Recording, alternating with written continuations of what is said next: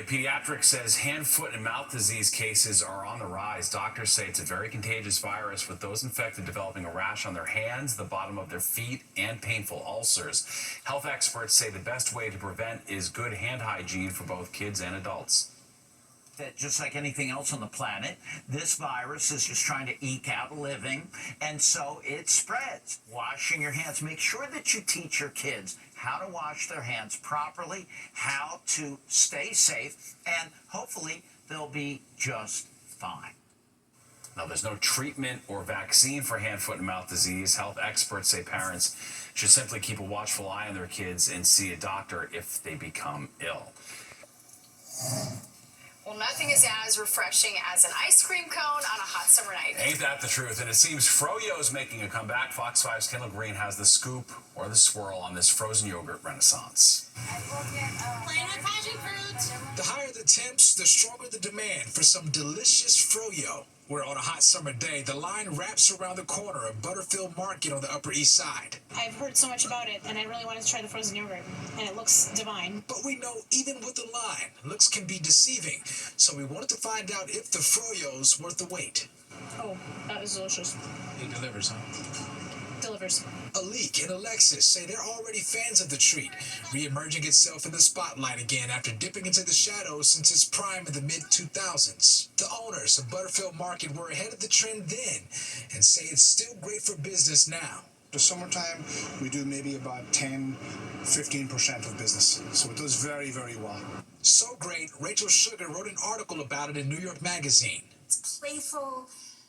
It's nostalgic. I really do think it has this kind of winking.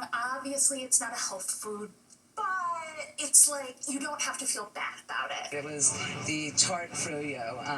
So I think there's the nostalgia of having that brings people back. Some are brought back more than once or twice a week. I know some regulars, I don't want to name them, but some nice regulars will come here, yes. What's this? I ordered the mango. Mango? Yes. Arlene here didn't deny. She's a regular, and she's been hooked. I don't feel guilty. I mean, the thing with this, it tricks your mind into thinking, because it says yogurt, that it's healthy, and we all know it's not. So that's a good part. And Alexis is right there with her. Isn't it pretty healthy? It depends what diet you're on. Sugar predicts that trendy fizz of Froyo won't go flat anytime soon. It never disappeared. It sort of bubbles up and trickles down. It's just like diet soda that is more unhealthy than the real soda, but it tricks the mind. Right, I like that. I like that. Kendall Green, Fox 5 News. I want to go for a call with her. She seems fun. So fun. Yeah. On the Lower East Side, getting a lot of attention. It's called Sweet Pickle Books, and the owners created it as a mashup of books and, you guessed it, pickles. Customers who trade in books leave with a fresh jar of pickles. I've become the repository for all these spare books in my building. I live in Astoria, and I bring them down here and I distribute the pickles to all my neighbors.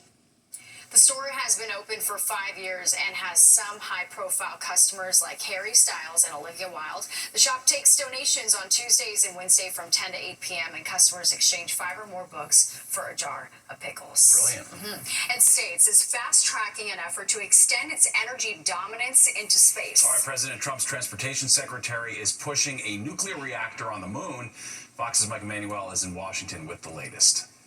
We're in a race to the moon. Interim NASA Administrator and Transportation Secretary Sean Duffy is expected to announce plans to put a nuclear reactor on the moon. If we're going to be able to sustain life on the moon to then go to Mars, this technology is critically important. Clear to proceed to CAT. Experts say this is a 21st century space race with the United States rivals China and Russia. The first country to establish a nuclear reactor on the moon could block out others from setting up in the most desirable location.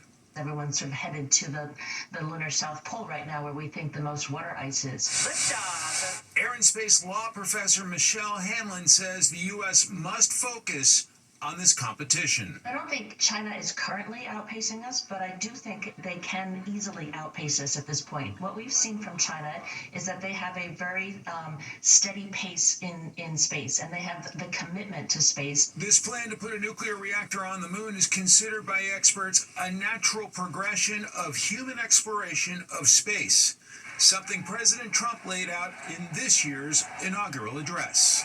We will pursue our manifest destiny into the stars, launching American astronauts to plant the stars and stripes on the planet Mars.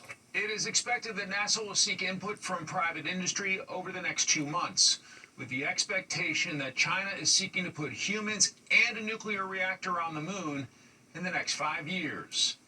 In Washington, Mike Emanuel, Fox News.